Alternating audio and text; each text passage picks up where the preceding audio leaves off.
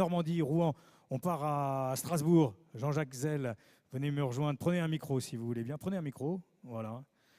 Alors, il est le monsieur des marchés de Noël à Strasbourg. Alors, vous êtes aujourd'hui adjoint au maire de Strasbourg en charge du tourisme. Vous êtes d'ailleurs le président de l'Office du tourisme de Strasbourg. Et donc, vous avez créé, dans les années 90 maintenant, et ce que je ne savais pas, c'est que c'est même déposé à l'INPI, ça j'en revenais pas. À l'INPI. À l'INPI, Strasbourg, capitale de Noël, avec, on va en parler, tout ce qu'il y a autour. Donc si vous êtes, mon cher Mathieu à Rouen, si vous voulez faire les Rouen, capitale de Noël, notre ami vous attaque en justice. Absolument. Absolument, vous voyez, là, aucun complexe, hein, aucun complexe. Quand j'ai appris ça, j'étais scié. Allez, on part donc à Strasbourg, le plus grand marché de Noël au monde. Moi, j'étais persuadé que c'était à Munich, en Allemagne, mais non, pas du tout. C'est à Strasbourg, même si je savais qu'il était très important. Mais c'est vraiment un phénomène, quelque chose d'extraordinaire. Alors, est-ce qu'on vous a amené le... Non, mais ils le font direct de la régie. Ah, ceux qui le font direct. C'est déconnecté de ce que je vais dire. Bon, alors, vous allez quand même pouvoir regarder ou devant vous, comme ça, pour être face à la salle. Ouais. Donc, un peu en quelques fiches, en quelques slides, on va un peu revenir sur ce phénomène des sapins de Noël et donc des marchés de Noël à Strasbourg. Allez, je vous écoute.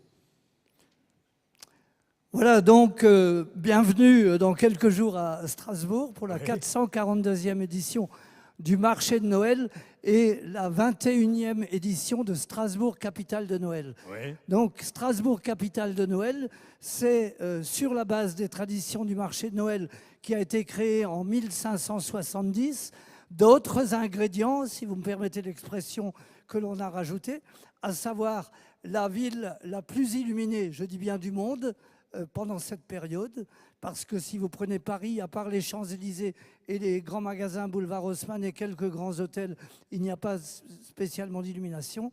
À Strasbourg, eh bien, c'est toute la ville qui est illuminée grâce, et je le salue ici puisqu'il est présent, à Pierre Bardet, qui est d'abord, félicitations Pierre, tu as été réélu ce matin vice-président des vitrines de France. Et surtout patron des commerçants de Strasbourg. Et qui s'occupe... oui, Pierre, et c'est lui qui... Levez-vous, Pierre, levez-vous. Voilà, Pierre Bardet qui est au deuxième rang et qui s'occupe spécifiquement des illuminations en liaison avec la ville pour un budget d'environ 700 000 euros, 350 000 euros la ville, 350 000 euros les commerçants. Lorsque les commerçants nous donneront 700 000 euros, nous donnerons 700 000 euros au niveau de la ville. C'est donnant-donnant. C'est un partenariat entre le commerce et donc la ville de Strasbourg. Alors, je disais comme ingrédient également le plus grand sapin illuminé du monde, c'est-à-dire environ entre 35 et 40 mètres. On dit qu'il y en a un autre à New York, au Rockefeller Center, c'est vrai, mais là-bas, c'est un sapin artificiel.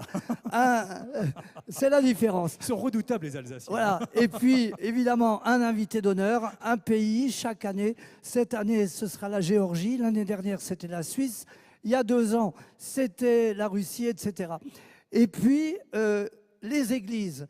Alors, que viennent faire les églises là-dedans? On ne compte pas les transformer en Alsace en commerce. Je dis ça par rapport à ce que j'ai cru entendre tout à l'heure.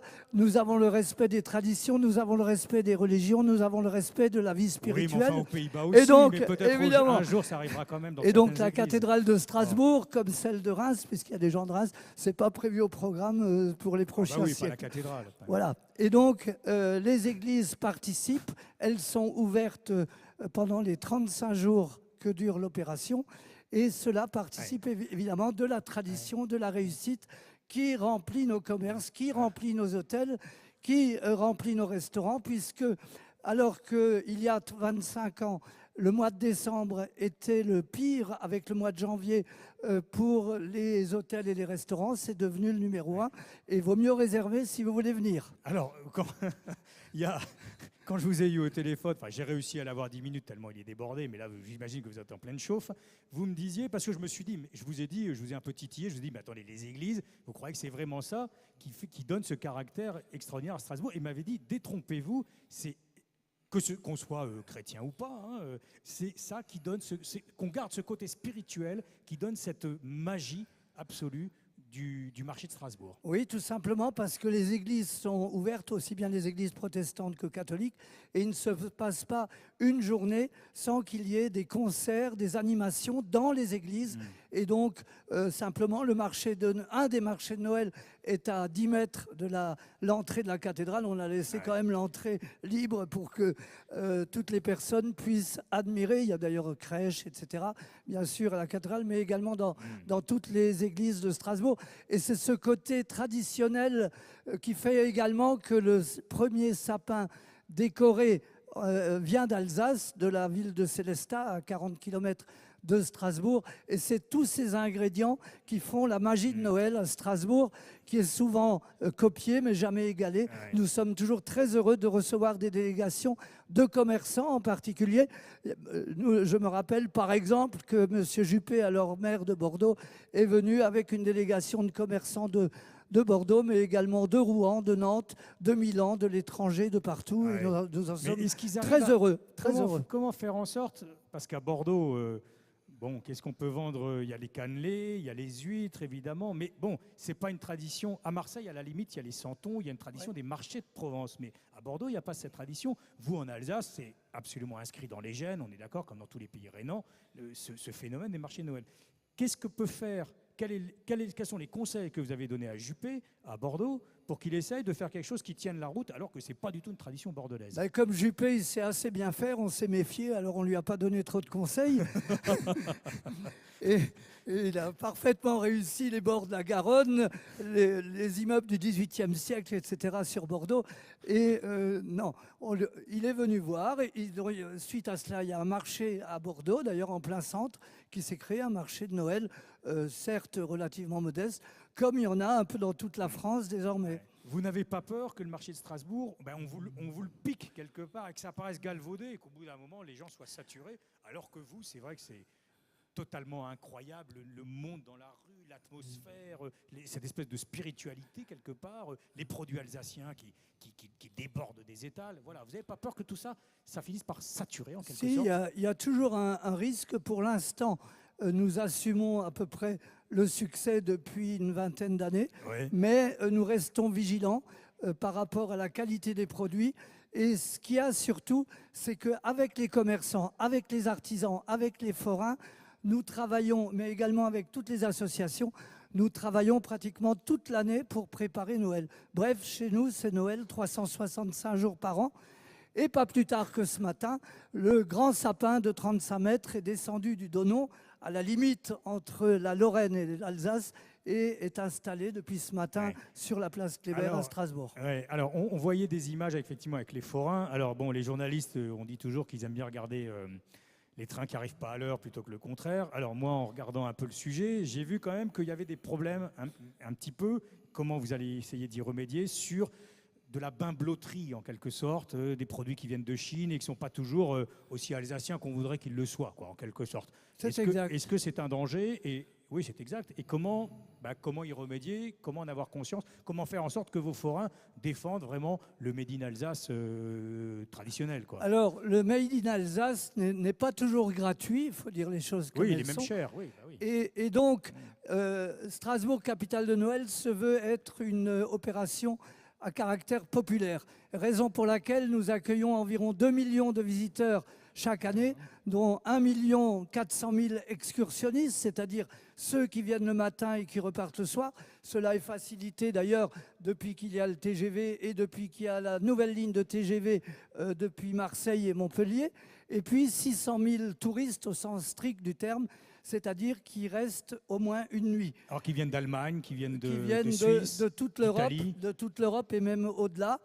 Et donc, puisque j'en reviens au commerce, puisque je suis chargé du tourisme, mais je suis également chargé du commerce à Strasbourg.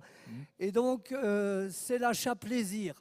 Et l'achat plaisir, il faut qu'il puisse être fait, y compris par les personnes modestes, pas seulement par les gens qui ont les moyens. Et c'est cet achat plaisir qui fait que, alors que la ville de Strasbourg investit un montant de 2 500 000 € chaque année pour Strasbourg, capitale de Noël, le retour sur investissement est d'environ 160 millions d'euros, c'est-à-dire 70 fois plus que l'argent investi. Vous êtes sûr, vous êtes sûr de vos chiffres? Eh oui, et ils sont approximatifs, comme disait notre ami tout à l'heure de Rouen, parce qu'on ne peut pas avoir de chiffres scientifiques.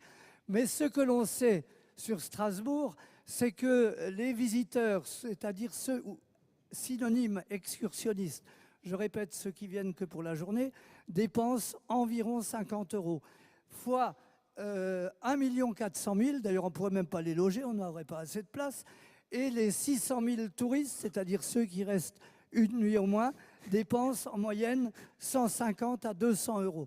Et vous faites le calcul, oui, et on vous arrive arrivez à peu près, effectivement, aux 160 millions d'euros de retour sur investissement. Vous êtes intarissable. Non mais ça fait depuis le début que vous en occupez en plus. Et tous les ans avec le même plaisir. Pas depuis 1570. Non, depuis 1992. Depuis 1992. Depuis qu'a été lancée l'opération Strasbourg, capitale de Noël. Bon, je reprends, mais vous êtes extraordinaire, vous êtes formidable. Alors, vous devez vraiment plaire aux étrangers quelque part, parce que ce qui est génial avec Strasbourg, c'est qu'ils exportent le concept à Tokyo, vous l'avez fait, vous le faites là à Moscou, vous allez le faire, je crois, à New York, et vous partez avec l'extraordinaire image du marché de Noël, avec vos petits commerçants alsaciens qui vendent des choucroutes, des saucisses et compagnie, là-bas. Pas seulement de la nourriture, pas seulement de la nourriture, ouais. Des produits manufacturés, fabriqués en Alsace. Et donc, nous avons effectivement, je n'aime pas trop le terme, mais c'est quand même cela, exporté le marché de Noël de Strasbourg à Tokyo en 2009 et en 2010. Et ils ont aimé, les Japonais, ils ont aimé? Écoutez, plus d'1 million de visiteurs, et surtout accompagnés par la NHK, la plus importante chaîne de télévision japonaise, et surtout nos amis de TF1, France 2, France 3, qui nous ont, avec Claire Chazal et d'autres, qui ont commencé le 20h, Claire Chazal, en disant « Qu'y a-t-il de commun entre les sushis et la choucroute ?» Eh bien, le reste... Ça, c'est le talent journalistique de Claire Chazal. Hein. Je suis obligé de m'incliner. Hein. Enfin, bref. Et donc, cette année, du 23 décembre plus exactement, au 7 janvier, nous serons sur la place Rouge à Moscou, avec des commerçants de Strasbourg, avec des artisans de Strasbourg et de la région. Et par conséquent, nous aurons, je pense, le même succès. Ça crée quel volume d'activité? C'est chiffrable, ça? Ça, on n'a pas les chiffres exacts, parce que c'est la promotion de Strasbourg. On ne va pas vendre ce qu'on appelle les bredela, les petits biscuits de Noël, ou bien des produits alsaciens sur la place Rouge par plaisir quand il fait moins 20 ou moins 25 degrés. Et on dit d'ailleurs merci au commerce moscovite, parce que devant la place Rouge, quand il fera moins 20 ou moins 25, on a déjà fait l'expérience l'année dernière en éclaireur, il y a une galerie souterraine marchande où on peut aller se réchauffer.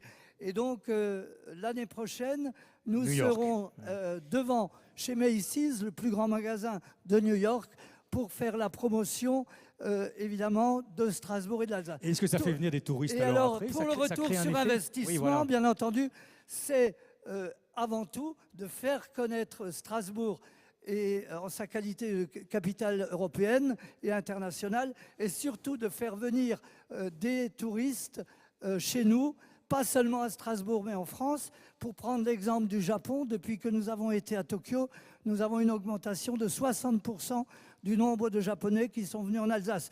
Mais comme vous le savez, quand ils viennent en Alsace, ils viennent aussi dans d'autres régions de France, ou en Suisse, ou en Allemagne. Oui, et puis surtout, quand ils vont en Alsace, ils vont à Colmar, ils font la route des vins. Voilà, exactement, exactement.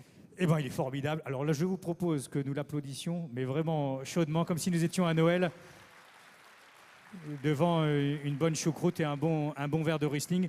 Ben, merci à vous, Jean-Jacques. Restez avec nous. Et joyeux Noël. Et joyeux Noël avant l'heure, parce que je suis sûr que vous aurez des questions dans la salle de personnes à Périgueux, à Landivisiau, ou je ne sais où, ou à Orléans, qui peut-être vont vouloir vous demander leurs conseils. Merci à vous, Jean-Jacques.